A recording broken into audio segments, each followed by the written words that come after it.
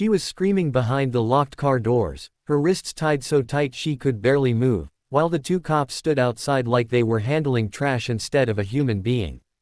The engine was still running, smoke rising from the hood, but Officer Kane kicked the door and said, "Stay inside. Maybe this will teach you a lesson." The other cop laughed, striking a match like it was some kind of game. People passing by slowed down, confused, but the cops kept shouting, "She attacked us. Stay back," even though she hadn't touched anyone. Inside the car, the black woman kept breathing slow, her eyes steady, almost too steady for someone in danger. She didn't beg. She didn't cry. She just whispered, "You picked the wrong person today," and when the first flame touched the edge of the bumper, she tightened her fists like she was waiting for a signal, something only she could feel. The cops thought she was trapped. They had no idea who they were locking inside that burning car, or what she was capable of when pushed too far. The fire caught faster than the cops expected, crawling under the car like it was hungry. Officer Kane stepped back, pretending to cough from the smoke, but the smirk on his face never left. "She should have stayed quiet," he muttered.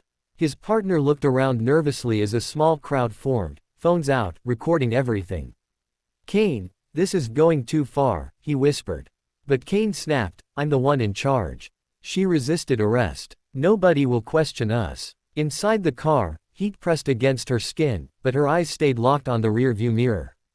She wasn't looking at the fire, she was watching the reflection of a drone slowly rising above the trees behind her.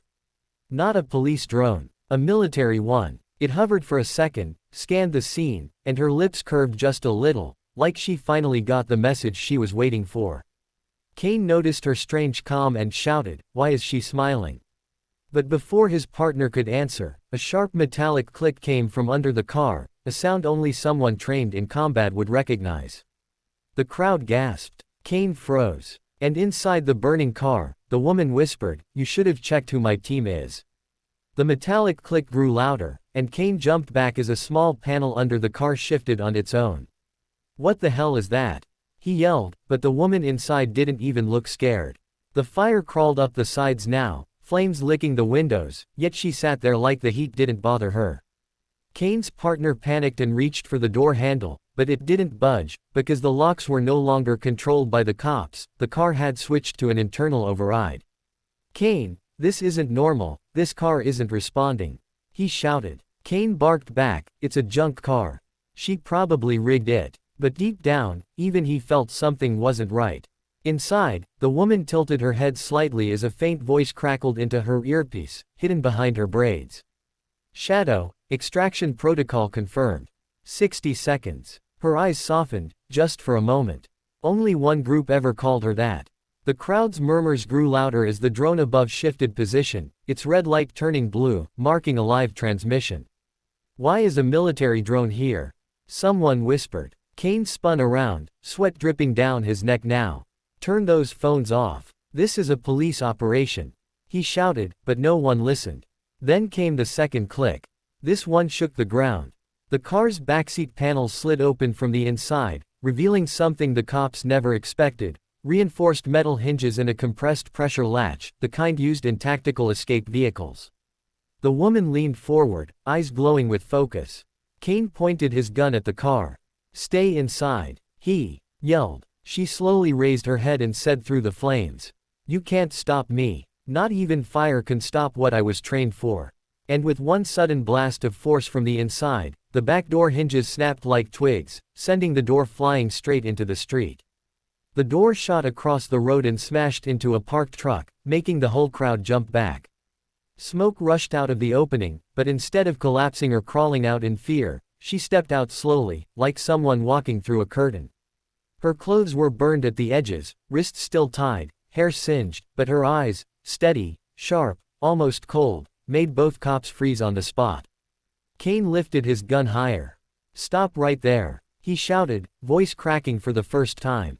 She didn't stop. She didn't even flinch. She just walked forward, the fire behind her roaring like it was following her command. His partner trembled, whispering, "Kane." She broke through a reinforced lock while tied up. "She's not normal." Kane snapped, "She's just a criminal." But even he sounded like he was trying to convince himself. She stepped onto the pavement, the heat from the burning car glowing behind her, and looked straight at Kane. "You wanted a lesson, right?" she said calmly. "Let's start with the truth." Before Kane could react, the drone above flashed a white beam down on her, scanning her from head to toe. A second later, a robotic voice echoed from the drone. "Identity confirmed. Shadow unit, level 0 clearance." The crowd fell silent. Kane's partner stumbled back. "Level 0. That can't be real, only ghost operatives have that." The woman tilted her head, almost pitying them. "You tied up a ghost," she said softly. "And you tried to burn one alive." Kane's hand shook, but he kept the gun aimed at her. "You think I'm scared of some secret title?" She took one slow step toward him. "You should be scared," she said. "Not of me, but of who's coming next." At that exact moment, every phone in the crowd buzzed with the same notification. "Emergency federal alert, do not interfere. Extraction team inbound." Kane's partner whispered, "Oh God, what did we just do?" Kane barely had time to breathe when the ground beneath them gave a low, heavy rumble, the kind that doesn't come from traffic or construction. People in the crowd stepped back, phones shaking in their hands. The drone above shifted position again, but this time it wasn't scanning, it was signaling. A thin red laser line drew a circle on the ground around Kane and his partner, trapping them inside like a spotlight from the sky. What is this?" the partner cried, stepping back as the circle tightened. The woman, Shadow, didn't move. She just watched them with a calm that made Kane's skin crawl. "That," she said, "means they've marked you." "For what?" Kane shouted. "For detainment," she answered softly. "You crossed a line you can't walk back." Before he could argue, a roaring wind blasted through the street, sending loose papers spinning into the air.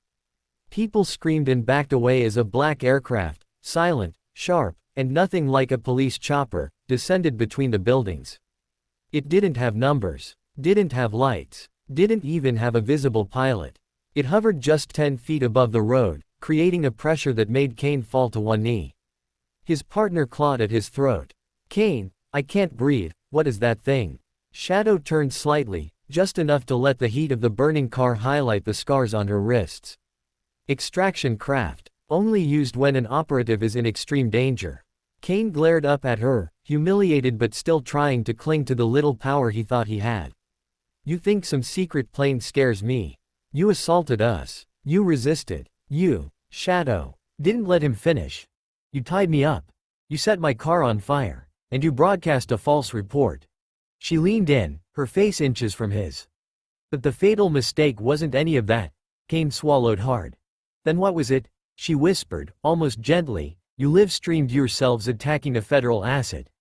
Kane's eyes widened as he slowly looked around. Every phone in the crowd was still recording, every angle catching his panic. The footage was already everywhere. Then, boom.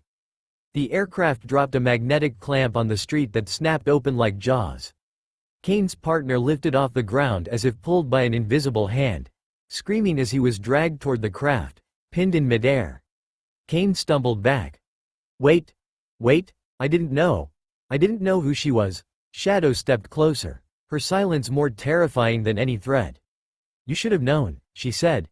"Because real cops don't act like you did today." And before Kane could run, the clamp snapped again, this time locking onto him.